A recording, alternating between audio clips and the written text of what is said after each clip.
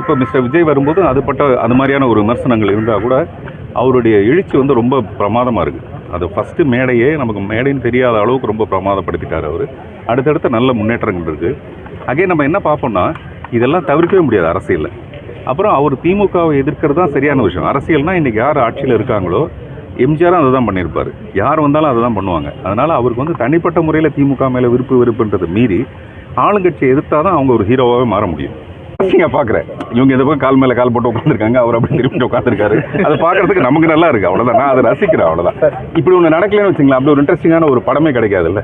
நடிகர்கள் உண்மை ஒருவேளை நயன்தாரா அப்படி ஒரு லெட்டர் அனுப்பவே இல்லை. தனுஷ் வந்து அதுக்கு வந்து ரியாக்ட் பண்ணிட்டாரு அப்படின்னா பத்திரிகை வந்து வேலை குறைஞ்சி போயிடும், அந்த சுவாரஸ்யம் வந்து குறைஞ்சி போயிடும். திரைத்துறையில் தொடர்ச்சியாக விவாகரத்து அதிகமாக இருக்குது. சமீபம் இந்த ஒரு வருட காலமே நிறைய திரைத்துறை விவாகரத்துகள் வருது. ஒரு திரைத்துறையில் இருக்க நீங்கள் எப்படி சார்? இல்லை, ஒரு வருஷத்தோட பேர் ஒன்று இருக்கும். இது விவாக வருடம்னு போட்டிருக்கோம். இது வந்து அந்த மாதிரி, அதனால இது வந்து விவாகரத்து வருடம் போட்டிருக்கோம். என்னமோ தெரியல. நம்ம அந்த இதை எடுத்து பார்த்தோம்னா தெரியும். என்ன சொல்லுவாங்க, அந்த பஞ்சாங்கத்தை எடுத்து பார்த்தா தெரியும். இந்த வருஷம் வந்து விவாகரத்து வருடம் அப்படின்னு. நான் பாண்டிச்சேரியில் வந்து நம்மளுடைய எவ்வளோ சந்ததுக்கான காரணம், இங்கே படப்பிடிப்புலாம் நடக்கிறதுக்கு இருந்த கட்டணங்கள் வந்து வெகுவாக குறைக்கப்பட்டிருக்கு. கொரோனா நேரத்தில் இந்த கட்டணங்கள் அதிகமாக்கப்பட்டு அதுக்கப்புறம் அது குறைக்கப்படாமே கிட்டத்தட்ட ஒரு 5 வருஷமாக அவர் இருக்குமா. சரி, செல்வம் இவங்க எல்லாமே வந்து நிறைய முயற்சி பண்ணி அநேகமாக பாக்யராஜ் சார் தான் முதல்ல மனு கொடுத்தாருன்னு நினைக்கிறேன். இதுக்காக கடைசியில் வந்து இன்றைக்கி வந்து படப்பிடிப்புக்கு வந்து 28,000 ரூபாய் இருந்தது 15,000 ரூபாவும், சீரியலுக்கெலாம் வந்து 18,000 ரூபாய் இருந்தது 10,000 ரூபாவும் அது குறைக்கப்பட்டிருக்குது. அது வந்து பாராட்டப்பட வேண்டிய விஷயம். கைத்தட்டி வரவேற்கிறத மீறி முதல்வர் வந்து கைகூப்பி வணங்கலாங்கிறதுக்காக. ஏன்னா இன்னமும் இந்த கட்டணம் குறைக்கப்பட்டால் இங்கே வந்து டூரிசம் வந்து இன்னும் பிரமாதமாக இருக்கும். நிறைய தியேட்டரு, நிறைய ஹோட்டல்கள் புக் ஆகும், நிறைய படப்பிடிப்பு நடக்கும். எப்போ ஒரு நாட்டில் டூரிசம் வந்து அதிகமாக வளருதோ அந்த நாட்டோட வளர்ச்சி பெருசாக இருக்கும். அதை தான் நான் இப்போ கூட அவர்கிட்ட சொல்லும்போது சொன்னேன். அதுக்கு நம்ம ஒரு தனியாக ஒரு படம் எடுக்கணும். இந்த பாண்டிச்சேரியுடைய ஸ்பெஷாலிட்டி என்ன, உலகத்தில் இருக்க மிக சிறந்த கடற்கரை நகரங்களில் இதுவும் ஒன்று. அதனால் முதல்வருக்கு என்னுடைய மனப்பூர்வமான பாராட்டுகள். நானும் ரவுடி தான் படத்தில் நீங்கள் நடிச்சிருக்கீங்க.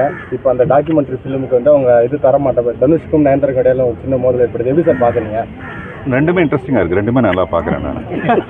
இப்போ நம்ம படம் பார்க்கும்போது என்ன மாதிரி இன்ட்ரெஸ்டிங் இருக்கும் சார்? ஃபேவரட் அதெல்லாம் ஒன்றுமே இல்லைங்க. நான் வந்து கிரிக்கெட் ஆடும்போது கூட இந்தியா பாகிஸ்தான் கிரிக்கெட் ஆடுறாங்கன்னு வச்சுங்களேன், நம்ம இந்தியா தானேன்னு சொல்லிட்டு இந்தியா எடுத்தோன்னே விளாசிக்கிட்டே இருந்தால் அது வந்து இன்ட்ரெஸ்டிங்காக இருக்காது. இந்தியாவுக்கும் பாகிஸ்தானுக்கும் பயங்கர போட்டி வந்து கடைசியில் ஒரு பால் ஒரு ரன், அது யார் அடிக்கிறா அப்படின்னா தான் பார்வையாளனுக்கு ரொம்ப இன்ட்ரெஸ்டிங்காக இருக்கும் இல்லையா. நான் இந்தியாவை சப்போர்ட் பண்ணுறேன், அவன் பாகிஸ்தானை சப்போர்ட் பண்ணுறான்னா கேம் நல்லா இருக்காது. அதனால் ஒரு பக்கம் தனுஷ், ஒரு பக்கம் நயன்தாரா. இப்போ அவங்க 2 பேரும் கல்யாணத்துக்கு வந்தாங்க, 2 பேரும் இந்த பக்கம் திரும்பி உட்காந்துருக்காங்க. அது பார்க்குறதுக்கு நல்லா இருக்குல்ல. ஸோ நம்ம வந்து வெறும் பார்வையாளர்கள் தான். சந்தோஷம், சப்போர்ட்டர் கிடையாது. நான் ரெண்டையுமே ரசிக்கிறேன். திரைக்கலைஞருங்கிற முறையில் அதை எப்படி நீங்கள் பார்க்குறீங்க சார்? அதான் சொல்கிறேங்க, அது அவங்கவுங்களுடைய தனிப்பட்ட கருத்து. அதில் வந்து நான் அதான் சொல்கிறேன், நான் அதை இன்ட்ரெஸ்டிங்காக பார்க்குறேன். இவங்க எதை போய் கால் மேலே கால் போட்டு உட்காந்துருக்காங்க, அவர் அப்படி திரும்பி உட்காந்துருக்காரு. அதை பார்க்குறதுக்கு நமக்கு நல்லா இருக்குது, அவ்வளோதான். நான் அதை ரசிக்கிறேன், அவ்வளோதான். இப்படி ஒன்று நடக்கலன்னு வச்சுங்களேன், அப்படி ஒரு இன்ட்ரெஸ்டிங்கான ஒரு படமே கிடைக்காதுல்ல. உங்களுக்கு தாங்க பயங்கர சந்தோஷம். இது எல்லாமே நடிகர்கள் உண்மை ஒருவேளை நயன்தாரா அப்படி ஒரு லெட்டர் அனுப்பவே இல்லை. தனுஷ் வந்து அதுக்கு வந்து ரியாக்ட் பண்ணிட்டாரு அப்படின்னா பத்திரிகை வந்து வேலை குறைஞ்சி போயிடும், அந்த சுவாரஸ்யம் வந்து குறைஞ்சி போயிடும். திரைத்துறையில் தொடர்ச்சியாக விவாகரத்து அதிகமாக இருக்குது. சமீபம் இந்த ஒரு வருட காலமே நிறைய திரைத்துறை விவாகரத்துகள் வருது. ஒரு திரைத்துறையில் இருக்க நீங்கள் எப்படி சார்? இல்லை, ஒரு வருஷத்தோட பேர் ஒன்று இருக்கும். இது விவாக வருடம்னு போட்டிருக்கோம். இது வந்து அந்த மாதிரி, அதனால இது வந்து விவாகரத்து வருடம் போட்டிருக்கோம். என்னமோ தெரியல. நம்ம அந்த இதை எடுத்து பார்த்தோம்னா தெரியும். என்ன சொல்லுவாங்க, அந்த பஞ்சாங்கத்தை எடுத்து பார்த்தா தெரியும். இந்த வருஷம் வந்து விவாகரத்து வருடம் அப்படிதான் போட்டிருக்காங்க. நம்ம தெரியல, மீதெல்லாம் சன் டிவிலேயே நம்ம அப்படி போடுவாங்க, இந்த வாரம் அப்படின்னு. அந்த மாதிரி இந்த வருடம் அப்படி இருக்கலாம். வந்து விவாகரத்து விஷயத்துல வந்து நிறைய சமூக வலைதளம் ஒரு பற்றி அவதூறு பரப்புறாங்க அப்படின்ற விஷயத்தெல்லாம் சொல்லுங்க. அவரும் இது வந்து நான் நடவடிக்கை எடுப்பது, இதை எப்படி பார்க்குறீங்க நீங்கள் சோஷியல் மீடியா? ரொம்ப ரொம்ப சென்சிட்டிவான விஷயங்க. நான் வந்து ரஹ்மான் சாரோட கிட்டத்தட்ட 22 வருஷமாக நான் பழகியிருக்கேன். ஒரு பியூரஸ்ட் ஃபார்ம், ஒரு அவங்களுடைய மனைவி இப்போ சொல்லியிருக்க மாதிரி ஒரு gem of a person in the world, உலகத்திலேயே ஒரு சிறந்த மனிதர் அப்படின்னா அப்படி அவருக்கு வந்து இசை தெரியும், இசையை தவிர ஒன்றுமே தெரியாது, மனைவியை தவிர வேறு எதுவுமே தெரியாது. அந்த மாதிரி நீங்கள் நல்லா கவனித்து பார்த்தீங்கன்னா அவரை பற்றி நெகட்டிவாக பேசுனதுக்கு அப்புறமேல நிறைய யூடியூபர்ஸு அதுக்கு பதில் சொல்லியிருக்காங்க, அப்படி நீங்கள் பேசக்கூடாதுன்னு சொல்லிட்டு. வேறு யாருக்கு இது நடக்கவே நடக்காது.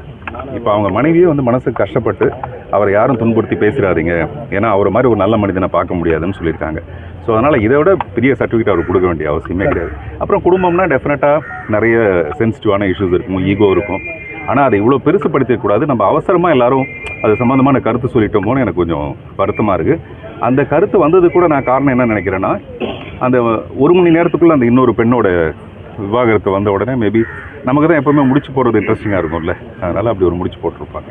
நீங்கள் விஜயோட அரசியல் எப்படி சார் பார்க்குறீங்க? அடுத்த கட்டம் மாநாடு வச்சுட்டாரு, இப்போ அடுத்தடுத்த கட்டங்கள் அறிக்கைகள் ரொம்ப கடுமையாக விடுறாரு.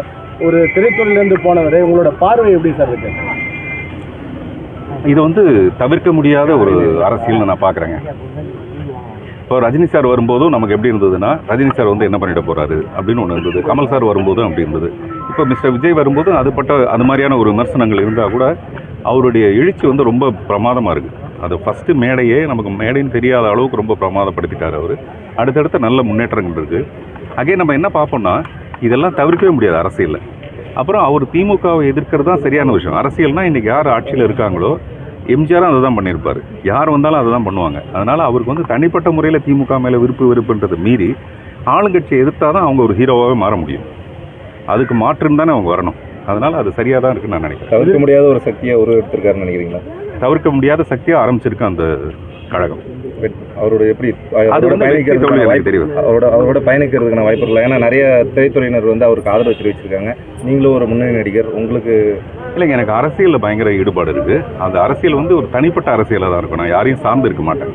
அதனால் நான் என்னைக்காவது ஒரு நாளைக்கு கட்சி ஆரம்பிப்பேனே தவிர, அன்னைக்கு இந்த மாதிரி ஒரு கேள்வி கேட்பீங்களே தவிர யாரையும் சார்ந்து இருக்காது என்னுடைய அரசியல். இல்லை இல்லை, அவர் வராருல்ல, நம்ம கொஞ்சம் கேப் விடுவோம். என்ன பண்ணுங்க, என்னுடைய எல்லா படத்துலையும் பார்த்தீங்கன்னா ஒரு அரசியல் இருக்கும். புதிய பாதையிலிருந்து தொடங்கி எல்லா படத்துலையும் ஒரு அரசியல் இருக்கத்தான் செய்யும் எனக்கு படத்தில். அதுவும் வறுமையில் இருக்கிறவங்களுடைய, ஒரு ஏழ்மையில் இருக்கிறவங்களுடைய, அவங்களுடைய குரலுக்காக தான் நான் வந்து நிறைய குரல் கொடுத்துருப்பேன்.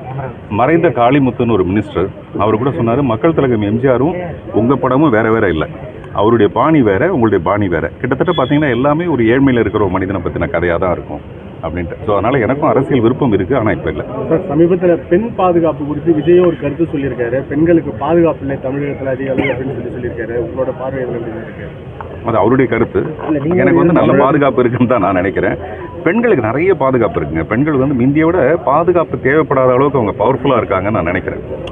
பெண்களை வந்து நம்மளா எப்போவுமே பாதுகாப்புன்னு சொல்லி நம்ம அவங்கள வீக் ஆக்குறோமோன்னு தோணுது. பெண்கள் வந்து அவ்வளோ வீக்கானவங்க கிடையாது. மென் ஆர் வீக்கர் செக்ஸ்னு ஒரு செய்தி ஒன்று இருக்குது. மென் தான் அந்த மாதிரி ரொம்ப வீக்காக இருப்பான் அவன். ஆனால் பெண்கள் வந்து ரொம்ப பவர்ஃபுல்லானவங்க. நான் பார்த்த என்னுடைய தாயோ என்னுடைய மகளோ எல்லாருமே ரொம்ப ஸ்ட்ராங் அவங்க. அதனால் அவங்களுக்கு பாதுகாப்புலாம் தேவையில்லை, அவங்களே பாதுகாத்துக்குவாங்கன்றது என்னுடைய நம்பிக்கை. திரைத்துறையில் பெண்களுக்கு பாதுகாப்புன்ற ஒரு கருத்து பொதுவாகவே இருக்குது. அதான் சொல்கிறேங்க, அது எல்லாமே எனக்கு தெரியல. ஒரு காலகட்டத்தில் ஒருத்தர் ஒரு விஷயத்தை பற்றி பேசுகிறோம், அப்புறம் அது மாறிடுது. ஓகே, சரிங்களா? நன்றி.